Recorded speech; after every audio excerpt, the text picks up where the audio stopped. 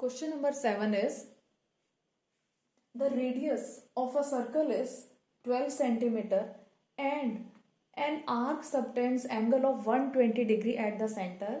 Find the area of the segment subtended by the arc. हमें segment का area find out करना है. Radius और थीटा दोनों गिवन है, तो एरिया ऑफ सेगमेंट का फॉर्मूला हमारे पास ये है, तो हम इसमें सभी वैल्यूज पुट कर देंगे. आर स्क्वायर यानी 12 स्क्वायर पाई, यहां पर हमें पाई एंड पाई की वैल्यू 3.14 गिवन है, थीटा है 120 अपॉन 360 माइनस हाफ साइन. अब यहां थीटा हमें 120 गिवन है, तो हम यहां लिख देंगे साइन 120 डिग्री. ठीक है, इसको सॉल्व करेंगे. 12 square is 144 and here we will get 3.14 upon 3 minus 1/2.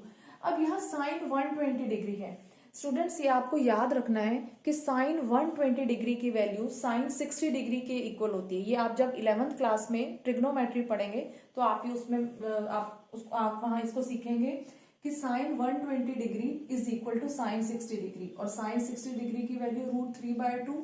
आप यहाँ रीजन दे सकते हैं, sine 120 degree is equal to sine 60 degree. अब इसे फर्दर सॉल्व कीजिए. नीचे हम 2 2 4, 4 और 3 का एलसीएम 12, इसको सॉल्व करेंगे तो वी विल गेट 12.56 माइनस यहां √3 है. √3 की वैल्यू 1.73 लेनी है हमें, यहां पर लिखा हुआ है, तो आपके पास यहां आ जाएगा 4 3 12, तो 3 इंटू √3, √3 की वैल्यू 1.73. ये से कट कर देंगे. 12 इंटू 1 2.56 माइनस 3 को 1.73 से मल्टीप्लाई करेंगे, देन वी विल गेट 5.19. दोनों को माइनस कीजिए, माइनस करके 7.37 आ जाएगा, और जब इसको 12 से मल्टीप्लाई करेंगे तो 88.44 सेंटीमीटर स्क्वायर हमारे पास एरिया ऑफ माइनर सेगमेंट आ जाएगा. Now come to the next question. Question number 8. A horse is tied to a peg at one corner of a square shaped grass field of side 15 meter by the means of a 5 meter long rope. ये एक square shaped field है जिसकी sides 15 metre है. इस square के एक corner में एक रोप की हेल्प से, और ये जो रोप है ये 5 मीटर लॉन्ग है, यहाँ पर एक हॉर्स को टाई किया गया है. सपोज यहाँ एक हॉर्स है. अब इस हॉर्स को टाई किया गया है और वो कह रहा है बताइए हॉर्स कितना एरिया ग्रेज कर सकता है. स्टूडेंट्स देखिए, यहां पर हॉर्स है. अब ये हॉर्स मैक्सिमम, अब इस 5 मीटर से आगे तो ये नहीं जा सकता, तो ये मैक्सिमम इस तरीके से ये चल सकता है ये हॉर्स. तो यानी कि वो इतना एरिया ग्रेज कर सकता है. तो और ये कैसी शेप है, ये देखिए, ये 2 रेडियस और ये आर्क, तो ये हमारे पास एक सेक्टर बन गया. तो यानी कि जो एरिया हॉर्स ग्रेज कर सकता है वो एक सेक्टर के एरिया के इक्वल है. तो पार्ट 1 के लिए लिखेंगे area grazed by horse is equal to pi r square theta upon 360. यहां पर पाई की वैल्यू 3.14 गिवन है. 3.14 आर स्क्वायर, आर ये जो रोप की लेंथ है 5 मीटर, यही रेडियस है.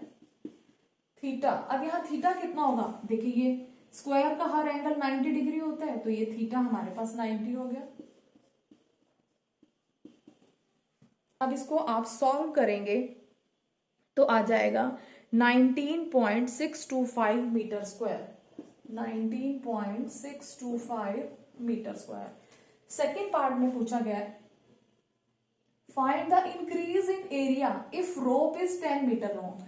अगर ये रोप 5 मीटर की जगह 10 मीटर लॉन्ग होती, यानी कि इसको बड़ा कर दिया गया है, तो उसके ग्रेजिंग एरिया में कितना इंक्रीज हो जाएगा. स्टूडेंट्स, अब ये रोप को सपोज यहां तक ये 10 मीटर लॉन्ग रोप है, तो वो कितना एरिया ग्रेज कर पाएगा, इस तरह.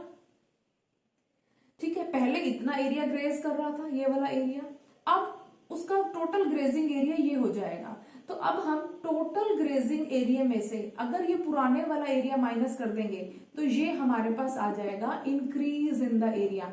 उसका पहले ग्रेजिंग एरिया ये था, अब ये हो गया, तो यानी कि इतना एरिया उसका ग्रेजिंग बढ़ गया और हमें ये एरिया ही फाइंड आउट करना है। तो हम लिखेंगे इंक्रीज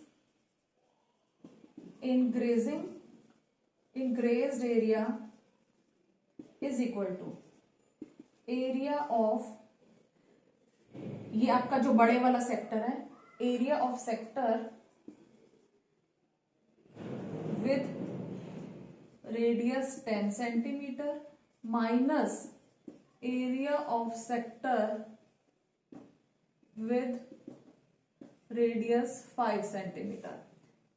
फॉर्मूला लगाइए, फॉर्मूला ये हमने लिख रखा है, पाई आर स्क्वायर, अब जो रेडियस है वो 10 है तो आर स्क्वायर का मतलब 10 का स्क्वायर इंटू 90/360 माइनस, जब 5 सेंटीमीटर रेडियस थी तब क्या एरिया था वो हम पहले ही ये निकाल चुके हैं, तो हम डायरेक्ट यही पुट कर देंगे 19.625।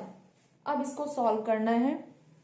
जब आप इस पार्ट को सॉल्व करेंगे, दिस इज 90, तो आपके पास आ जाएगा 78.5 minus 19.625 and finally we got the increase 58.875 meter square.